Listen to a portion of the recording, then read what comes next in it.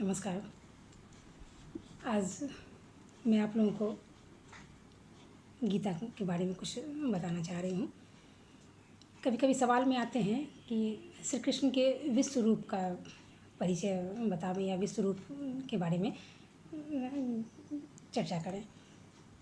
तो अभी तक हमने जो क्लास लिया था उसमें हमने बताया था, थोड़ी बहुत चर्चा की थी कि मुख्य रूप से गीता के जो 18 अध्याय होते हैं और उन 18 अध्याय में जब कुरुक्षेत्र में जब अर्जुन और कौरव की सेना आमने सामने खड़ी हुई थी, तो उस दरमियान जो अर्जुन जब अपने सगे संबंधियों को जब मैदान में कुरुक्षेत्र में देखता है कि हमें इनसे लड़ाई लड़नी होगी, तो अर्जुन थोड़ी मूर्छित होकर गिरने की स्थिति में आ जाते हैं। तब भगवान श्री कृष्ण उन्हें संभालते हुए फिर वो जो बताते हैं, उनको जो समझाते हैं, उन्हें देही और आत्मा का फ़र्क जो समझाते हैं, फिर वो बताते हैं कि जो आप जिनसे युद्ध करने जा रहे हो, दरअसल आप तो एक निमित्त मात्र हो, तो ये तो ईश्वर की इच्छा के अनुसार हो रहा है। और फिर वो उसमें अर्जुन, इसीलिए पहला जो अध्याय गीता का आता है उसे अर्जुन विषाद योग के नाम से हम जानते हैं। और फिर उसके आगे बढ़ते हैं तो फिर सांख्य योग दूसरा अध्याय इनका होता है। फिर कर्म योग यानी योग के बारे में चर्चा करते हैं। फिर कर्म की प्रधानता के बारे में बताते हैं कि आपको अपने कर्म का, आपके का जो कर्म है उस कर्म पे आपको निरंतर आगे बढ़ते रहना है और उस फल की इच्छा किए बिना कि उसका क्या परिणाम होने वाला है, और इस तरह की बातें वो बताते हैं। फिर शरीर और आत्मा का फ़र्क उन्हें समझाते हैं और इस तरह आत्मा के रूप में बताते हैं। और ब्रह्म में किस तरह वो ये बताते हैं कि मैं खुद सबों में विराजमान हूँ, मेरा मेरा ही सारा अंश व्यक्तियों में, आप सबों में विद्यमान है। और इस तरह की बहुत सारी बातें वो उसी कुरुक्षेत्र में भगवान कृष्ण जो है वो अर्जुन को उपदेश एक तरह से देते हैं। तो गीता का अर्थ ही होता है गाई हुई, यानी वो भगवान कृष्ण के मुख से उस समय जो निकला है अर्जुन को समझाने के पक्ष में, वो सब गीता में वो सारी चर्चा है, वो सारा वर्णन है। तो ये श्री कृष्ण का जो ये विश्व रूप दर्शन जो है, ये हमारा जो गीता का 11वां अध्याय होता है। और इस अर्जुन विश्व रूप में जब अर्जुन ने सारी बातों की जानकारी, कर्म के बारे में, धर्म के बारे में, योग के बारे में, विभूतिपाद के बारे में, उनके बारे में सब कुछ, उनका विभूति रूप उनका जब देखा, सब कुछ समझ गए, तो फिर बाद में वो ईश्वर से यानी श्री कृष्ण से ये कहते हैं, अनुनय विनय करते हैं कि हे भगवान, आपने मुझे आत्मा के बारे में या विषय के बारे में जो वचन कहे उससे मेरा मोह बहुत हद तक दूर हो गया है। आप ही सब कुछ हैं, आप ही करता हैं, आप ही संहारता है और आप ही नाश रहित भी हैं। तो जब सब कुछ आप हैं, तो यदि संभव हो तो आप अपना ईश्वरीय दर्शन, आपका जो है वो ईश्वरीय रूप की चर्चा, मतलब का एक बार दर्शन मुझे आप करा दें। तो इस पर भगवान श्री कृष्ण उनको बोलते हैं कि मेरे तो हजारों रूप हैं और अनेक रंग वाले हैं, उनमें आदित्य, वसु इत्यादि जो कुछ भी है वो सब मुझ में समाये हुए हैं। मुझ में ही समस्त ये चराचर विश्व जो है, वो चराचर चीज़ें सब कुछ समाया हुआ है। लेकिन मेरे इस रूप को तुम जो है वो अपनी चक्षुओं से तुम नहीं देख सकते हो, इसका दर्शन नहीं हो सकता है। इसलिए यदि जब तुम मेरे इस रूप को देखना चाहते हो, तो इस रूप को देखने के लिए मैं तुझे आज एक दिव्य चक्षु प्रदान करता हूँ, और उस चक्षु के माध्यम से आप मेरे उस दिव्य रूप को तब दर्शन कर सकते हो।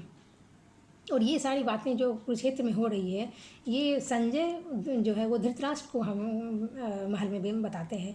और वो बताते हैं कि जब श्री कृष्ण ने अर्जुन को वो दिव्य रूप जब दिया और जो कुछ जो देखने को अर्जुन को मिला, तो वो भगवान ने अर्जुन को यह कहकर अपना जो अद्भुत रूप दिखाया, उसका वर्णन नहीं किया जा सकता है। जिस रूप को उन्होंने दिखाया, वो कहते हैं कि धृतराष्ट्र वो बताते हैं कि जिस तरह हम लोग एक सूर्य को रोज़ देखते हैं, यदि आप मान लीजिए कि उस तरह हमारे पास सैकड़ों सूर्य, हज़ारों सूर्य यदि सामने आ जाए, तो उनका जो प्रकाश होगा, तो वो उनका उस प्रकाश का तेज़ कितना ज़्यादा होगा, तो वो तेज़ वो उनके मुख से वो उस समय निकल रहा था, वो लग रहा था मानो उनके मुख से अग्नि निकल रही हो, उतना तेज़, इतनी रोशनी वो उसके मुख से निकल रहा था कि, और उस दर्शन से, उनके उस दर्शन से अर्जुन के तो रोए खड़े हो गए और वो बिल्कुल कांपने से लगे और उनकी वो स्तुति करने लगे और कहने लगे कि श्री कृष्ण से कि हे देव, आपके इस विशाल देह में तो मैं सब कुछ देख रहा हूँ, सब किसी को मैं इसमें देख रहा हूँ। ब्रह्मा भी उसमें है, महादेव उसमें है, सारे ऋषिगण हैं, सर्प हैं,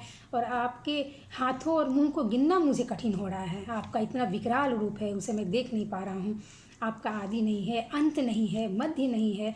आपका रूप तो मानो इतना मतलब कि तेज़ इतना ज़्यादा है कि सुमेरु पर्वत के समान वो जान पड़ता है, बहुत ज़्यादा जान पड़ता है। आपके इस रूप को देखते ही मेरी आँखें चौंधिया जा रही हैं। आपके मुख से जो सुलगते हुए अंगारों की भांति जो दिखाई दे रहा है, उससे तो वो लग रहा है कि आप तप रहे हैं, और मुझसे ये सब देखा नहीं जा रहा है। आप तो मुझे जगत के आधार लग रहे हैं, और मैं जहाँ देख रहा हूँ वहीं सारे जितने भी चीज़ों का दर्शन मुझे हो रहा है, वो वहाँ सब जगह आप मुझे समाये हुए नज़र आ रहे हैं। आप ही जगत के आधार हैं, आप रक्षक हैं, और सूर्य चंद्र सब तो आपकी आँखों के सामने मतलब कि छोटे छोटे से वो आँखों सरीखे छोटा सा दिखाई दे रहा है, स्वतः दिखाई दे रहा है। तो आपका जो ये तेज है वो समस्त जगत को वो तपा रहा है। तो यह समस्त जो चराचर जगत है वो तो बिल्कुल धरती काँप रही है, सब थरथरा रहा है। देव ऋषि जितने भी सब हैं, देवता सब आपकी स्तुति के लिए हाथ जोड़कर आपके सामने खड़े हैं। और आपका यह विराट रूप और यह तेज देखकर मैं तो बिल्कुल व्याकुल हो रहा है। मुझसे आपके इस रूप का दर्शन ये हो रहा है कि मैं देख नहीं पा रहा हूँ अपने आप को। सो ईश्वर, मुझे अपने आप पर से संयम, मैं अपने आप को खोता जा रहा हूँ, मेरा धैर्य टूटा जा रहा है। मैं आपके इस रूप का दर्शन नहीं कर पाने में मैं अपने आप को असमर्थ समझ रहा हूँ।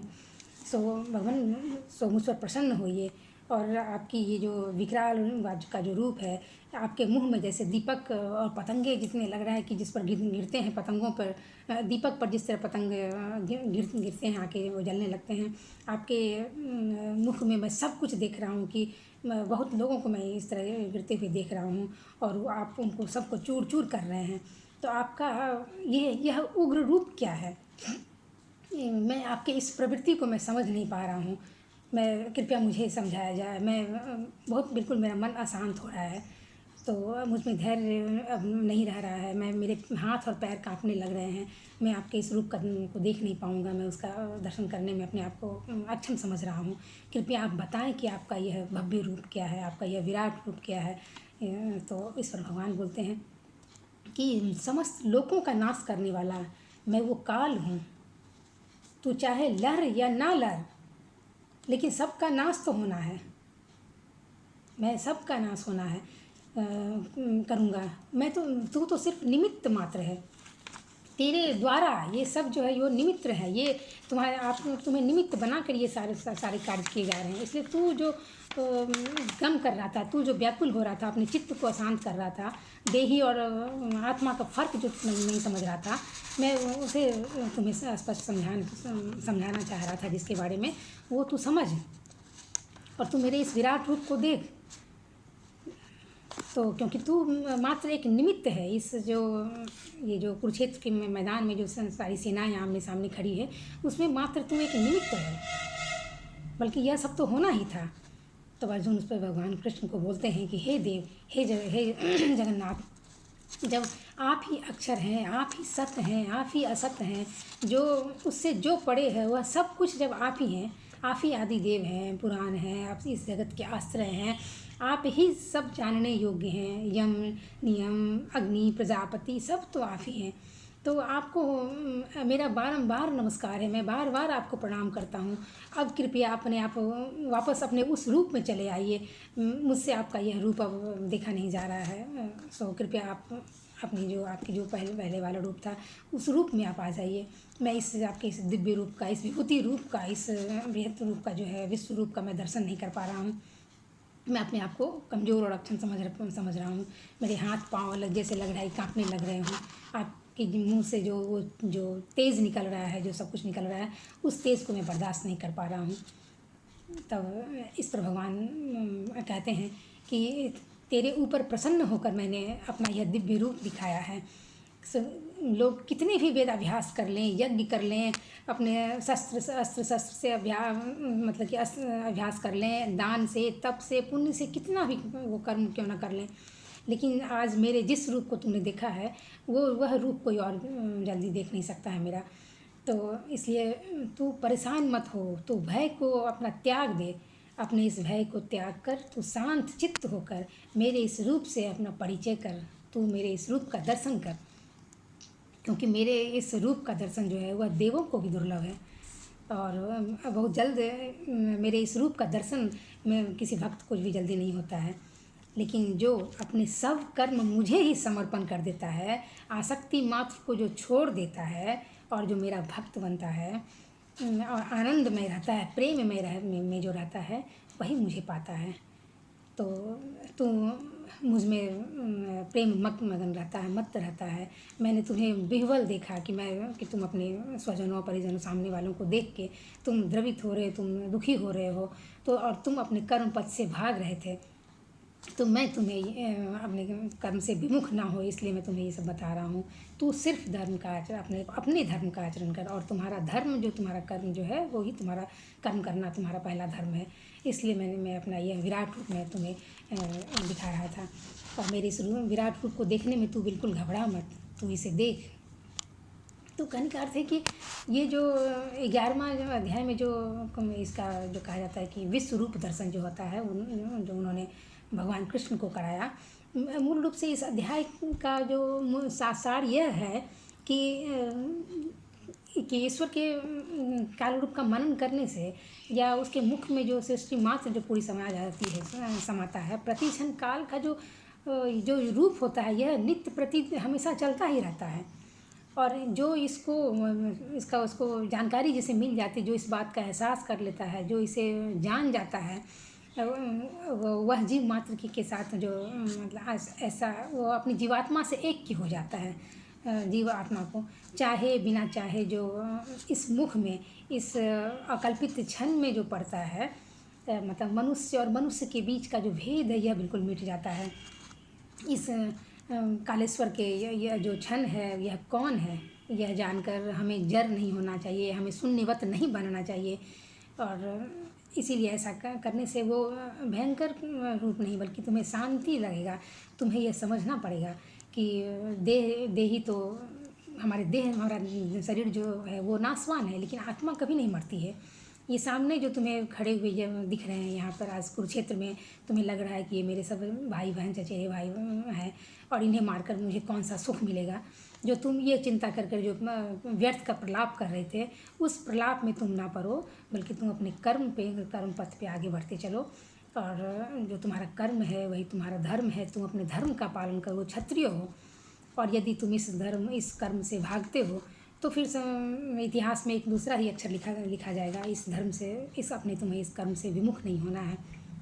इसलिए तू अपना कर्म कर, तुम्हें फल की चिंता नहीं करनी चाहिए। तो अनासक्ति भाव से कर, एक केंचुए के स्थित प्रज्ञ भाव से कर।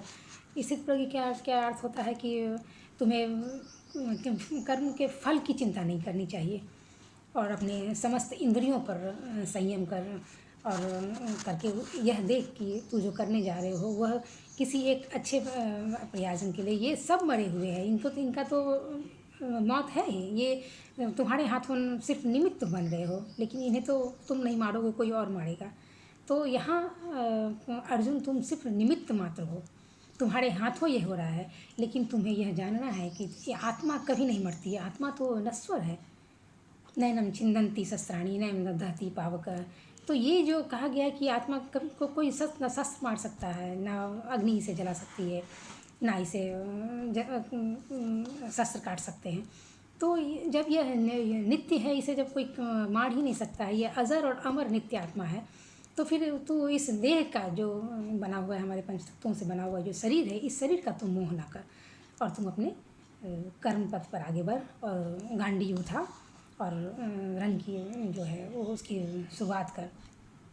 तो ये जो 11वां अध्याय जो होता है, ये विश्व रूप दर्शन के नाम से जाना जाता है। कृष्ण का ये विश्व रूप दर्शन है। तो ये गीता का बहुत ही महत्वपूर्ण ये अध्याय माना जाता है, क्योंकि ये संक्षिप्त में हमने आपसे चर्चा की इस रूप में। इसके जो श्लोक है, उनका जो मूल रूप है, उसको पढ़ कर जल्दी बहुत बातें स्पष्ट समझ में नहीं आती है। लेकिन हालांकि गीता पे तो श्री अरविंदो की लिखी हुई पुस्तक आई है, गांधी की लिखी हुई पुस्तक आई है। तो उसमें गांधी की जो पुस्तक लिखी जब वो यशोदा जेल में बंद थे, तो उस समय जो उन्होंने एक गीता माता नाम की एक पुस्तक की जो रचना की, उसमें बहुत ही सीधे से और सरल शब्दों में उन्होंने बहुत ही संक्षिप्त में बहुत अच्छे ढंग से समझाया है।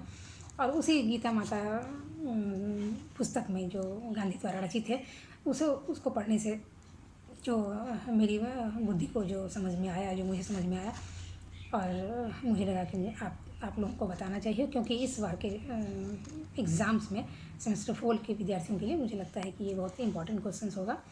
तो ये गीता का जो कृष्ण का जो विभूति विश्व रूप था, इस रूप की चर्चा मैंने आज आप लोगों के साथ की, और इसका बहुत ही महत्वपूर्ण स्थान है। और इसे आप लोग, आशा है कि आपने मेरी बातों को देखा होगा और इसे अपने हिसाब से आप लोग सारे क्वेश्चंस आप तैयार करें। धन्यवाद।